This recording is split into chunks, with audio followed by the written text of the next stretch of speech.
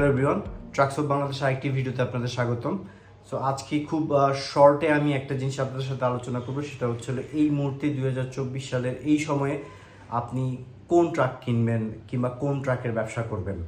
So সেটা আপনার একান্ত ব্যক্তিগত ব্যাপার। যদি আপনার এই মুহূর্তে আপনি যদি অলরেডি ট্রাকের ব্যবসার সাথে যুক্ত থাকেন, তাহলে আপনার প্রতি সাজেশন থাকবে একরকম। আর যদি আপনি এখন ট্রাকের ব্যবসা সম্পর্কে বুঝেন না, আপনার কোনো ট্রাক নেই, আপনি নতুন আসতে চাচ্ছেন, সেইখানে আমি আপনাকে বলবো এই মুহূর্তে আপনি কোনো ট্রাক কিনে ব্যবসায় না আসাটাই ভালো।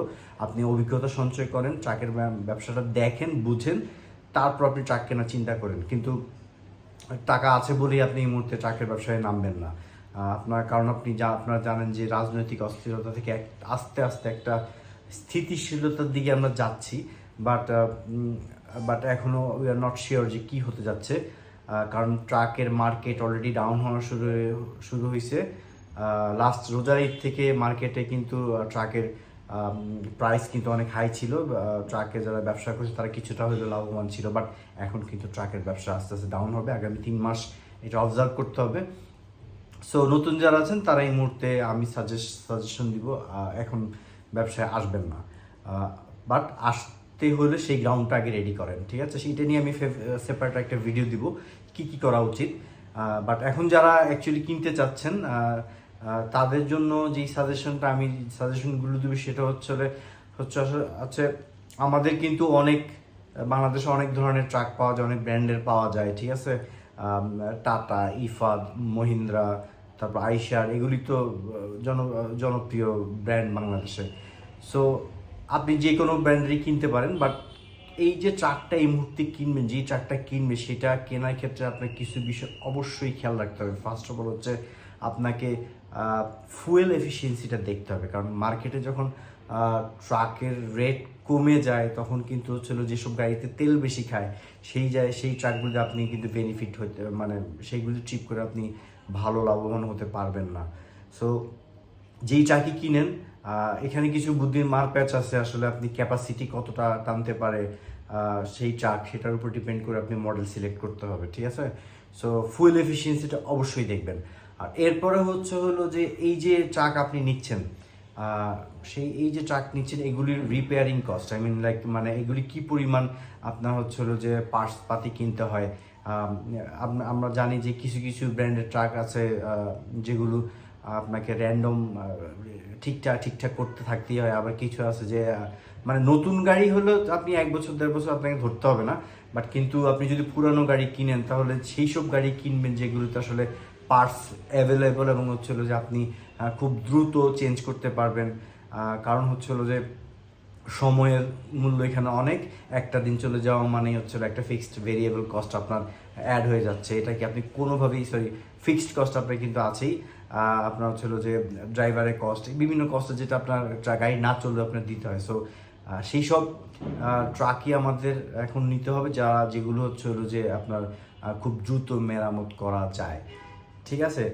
এরপরে যে আপনার নেটওয়ার্কে আপনি কোন মডেলের গাড়ির ট্রিপ আপনি সবসময় এনশিওর করতে পারবেন সেই ট্রাকটাই কিনবেন, ঠিক আছে? এখন আসলে এক্সপেরিমেন্টের টাইম না যে আচ্ছা আমি দেখি তো এই মডেলের ট্রাকটা দিয়ে কিছুদিন ট্রাই করে দেখি, but this is not right time. এখন আপনাকে শিওর শট যেতে হবে টু সারভাইভ এই সময়টাতে। আপনি জানেন যে আপনি যে এই গাড়িটা কিনতে, এই মডেলের এই সাইজের গাড়িটা কিনলে আপনি ঢাকা টু চিটাগাং সবসময় আপনি ট্রিপ দিয়ে রাখতে পারবেন, ঢাকা টু উত্তরবঙ্গ দিয়ে রাখতে পারবেন, এবং ডাউন ট্রিপ আছে। মাথায় রাখবেন, down trip is a very important fact. আপনি যেই রেট পাচ্ছেন এখন সেই রেটটাতে আপনি হয়তো ভালো করে হিসাব করে দেখবেন আপনার যেতে আসতে যে যাওয়ার সময় যে ভাড়াটা পাচ্ছেন এটা কিন্তু এটা পুরোটা ফুল অলরেডি কাভার হয়ে যাচ্ছে। আপনি যদি রিটার্ন ট্রিপও না পান তাহলে সেক্ষেত্রে আপনি সার্ভাইভাল করাটা আপনার জন্য ডিফিকাল্ট হয়ে যাবে আনটিল অর আনলেস আপনি নিজেই গাড়িটা চালান। আপনি যদি সেই গাড়ির ড্রাইভার হয়ে থাকেন তাহলে হয়তো যে ওই যাওয়ার সময় যে ড্রাইভারের যে এক্সপেন্সটা স্যালারিটা আপনি দিতেন কাউকে, কিন্তু সেটা আর দিতে হচ্ছে না বলে এটা আপনার প্রফিট হিসেবে থেকে যাবে আর কি। সো ডাউন ট্রিপ আপনাকে ওই মডেলের ওই সাইজের ট্রাকের থাকতে হবে, অযথা এছাড়া আপনি আসলে সার্ভাইভ করতে পারবেন না। সার্ভাইভ করতে পারবেন, বাট আসলে এখন কথা হলো যে হ্যাঁ আপনি সব খরচা দিয়ে রাখতেছেন কিন্তু আপনার টায়ার তো ক্ষয়ে যাচ্ছে, আপনার ইঞ্জিন অয়েল কিন্তু চেঞ্জ করতেই হবে, কিছু করার নাই এটা। কারণ হচ্ছে হলো এটা যদি ঠিকমতো না এইভাবে, বেসিক্যালি যেটা কি হয়, যারা ট্রাক নিয়ে ইচ্ছা মতো চালায়, ঠিকমতো আপনার মেনটেনেন্স করে না, তারপর দেখা যায় একটা সময় গাড়িটা যখন বিক্রি করে তখনও সে ভালো দাম পায় না, ঠিক আছে? সো ভালো দাম পায় না, সো আপনার পরবর্তীতে ট্রাকটা বিক্রি করার সময় যেন আপনি ভালো দাম পান, এই জন্য হলেও আপনার গাড়িটা মেনটেনেন্স করতে হবে। সো কারণ হচ্ছে যে গাড়ি কিনতে আসবে সে গাড়ি স্টার্ট দিলেই সে, অথবা গাড়ির চেহারা দেখলেও বুঝে যে এটা কীরকম চলছে, কীরকম মেনটেনেন্স হয়েছে, ঠিক আছে? সো এই জিনিসটাও আপনাদের মাথায় রাখতে হবে যেন মানে আপনার গাড়িটার প্রপারলি রিটার্ন ট্রিপ পাওয়া যায়। এবং হচ্ছিল যে আর হচ্ছিল যে ডেফিনেটলি যেই গাড়ি কিনেন না কেন সেই গাড়িটাতে অবশ্যই একটা জিপিএস ট্র্যাকার লাগাবেন, কারণ আপনার লোকেশন দেখাটা খুব জরুরি, ঠিক আছে? সো এখন এই বিষয়গুলি চিন্তা করে আপনি যে চিন্তা মাথায় রেখেই আপনি এই 2024-এর এই সময়ে আপনার ট্রাকটি কিনবেন, সেটা যে কোনো ব্র্যান্ডের হতে পারে। কারণ মানে সব সাইজের ক্যাটাগরির, মানে যে কোনো একটা স্পেসিফিক ব্র্যান্ডের সব ক্যাটাগরি সব মডেলের ট্রাক কিন্তু ভালো ট্রাক না, আপনাকে সেখানে বাঁচতে হবে। আপনি যদি চিন্তা করেন যে আমি কিনলে শুধু অশোক লেল্যান্ডই কিনবো আর কিনলে শুধু টাটাই কিনবো, এটা ইটস নট রাইট স্ট্র্যাটেজি। আপনি যা দেখবেন যে হচ্ছে হলো যে for specific model like 1109 Tata is best, ঠিক আছে? So 1109 best, 1616 IL best. আবার আপনি যদি যান একটু টাটা 1613-তে যেতে পারেন, এইটাতে আপনি হচ্ছে ফুয়েল কনজাম্পশন আপনি খুবই হেল্পফুল হবে। আবার যদি টাটা 1615-তে যান, আমি আসলে টাটা 1615 আমার নাই, বাট আমি শুনেছি এটাতে তেল একটু বেশি খায়, সো ফুয়েল এফিসিয়েন্সিটা অবশ্যই দেখবেন। সো এই ছিল আজকের কথা।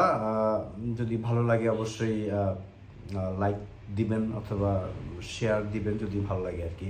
সো এরকম আরও অনেক কিছু নিয়ে সামনে আরও ভিডিও নিয়ে আপনাদের সামনে উপস্থিত হব। সো আশা করি ট্রাকস অফ বাংলাদেশের পরবর্তী ভিডিও আপনারা দেখবেন। সবাই ভালো থাকবেন। আসসালামু আলাইকুম।